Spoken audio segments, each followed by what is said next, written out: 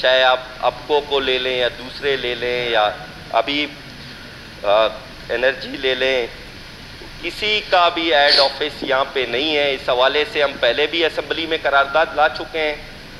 हम चाहते हैं कि यहाँ पे हर बैंक्स में ई फॉर्म हो, और जब हम अपने कोई भी चीज़ बलूचिस्तान से बाहर जाए तो वो ई फॉर्म से जितनी भी रेवेन्यू ज़र मुबादला जो आएगा वो बलूचिस्तान को मिले। ये जितनी भी चीज़ें यहाँ से जा रही हैं उनसे 1 रुपया भी बलूचिस्तान को टैक्सेस की मद में नहीं मिल रहा। तो बहुत सारे और भी तजावीज़ हैं, साथ साथ देते रहेंगे।